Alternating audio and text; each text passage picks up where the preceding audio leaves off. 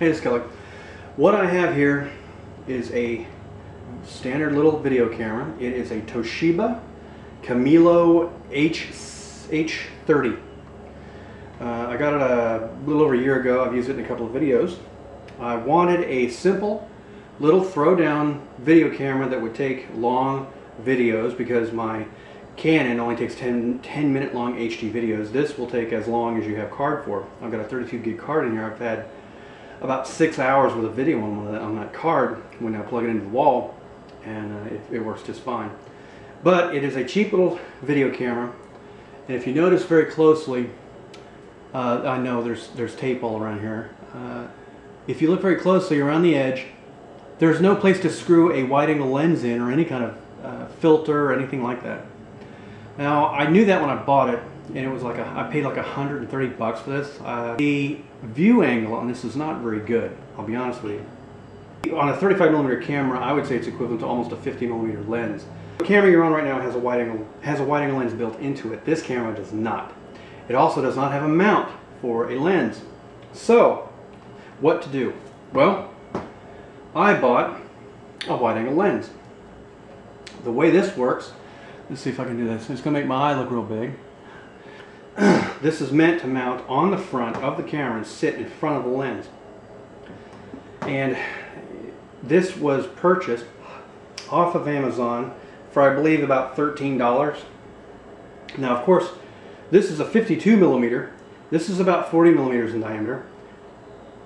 What are you doing, Kelly? There's no way you can get that to work. Well, step one, and yes, I know there's tape all over this. I've already tried to put this together. This is a converter. And what this converter is 40.5mm, which is a standard size, 40.5mm, which just happens to be the outside diameter of this case. I measured it and looked online.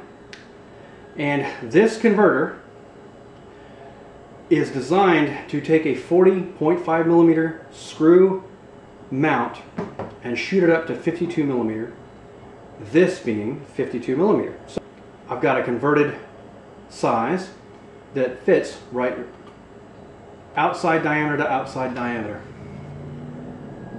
in the conversion. It just fits.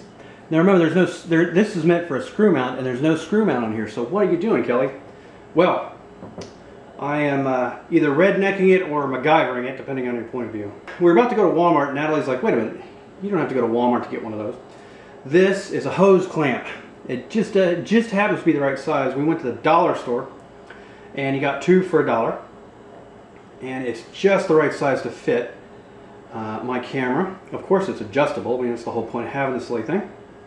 So now I take my lens, and I was using tape. That's why there's tape all over the side of this. I got to figure out how to get that off of there, as a buffer between the metal. But what I found out was the tape actually caused it to wiggle around and want to come loose.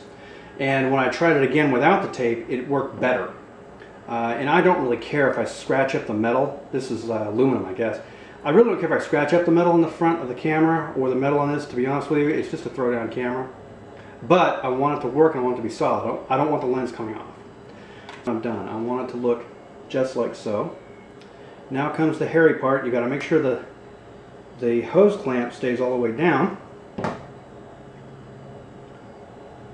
and the camera everything stays centered, and that you can still open this thing so you're not putting the screw piece on the wrong side. And don't go too damn tight because that is just aluminum housing. And what you have there, my friends, is a wide-angle lens attached to your camera.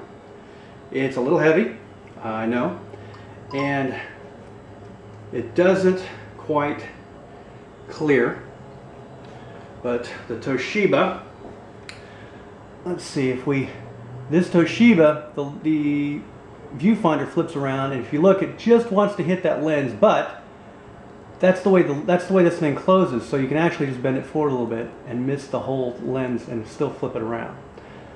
So, but you just have to remember to do that. And like I said, this is the cheap way to get around this, because I am cheap. I also happen to be broke, so I can't afford to do it an expensive way. So I have to do it the cheap way, and I have to do it a cheap way that works. And just make sure that this is tight enough to hold it, but not so tight you're bending the metal, and that is not coming off there. And like I said before, when I used tape as a buffer between the metal, it wiggled. Even when I put it on there very tight, the tape was uneven no matter what I did, and it would wiggle this way and then it would wiggle this way, and I tried it a couple times. I ended up just using it on the straight metal. Works like a champ. Let me show you an example of the wide angle lens. Alright, this is me shooting with the wide angle lens on. Let's see. There's my garage door. Okay, I'm holding it so it might be a little fuzzy. There's with the lens, there's without. With the lens, here let's do this. Okay, so there's with the lens and without. Without, with,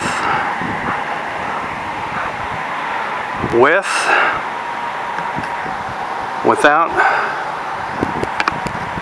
Now, that's just me holding it, so there might have been a little extra fuzzy around the edges just because I wasn't holding it evenly.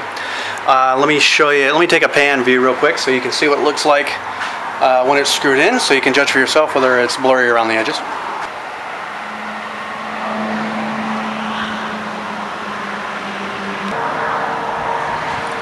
I don't know, I like it.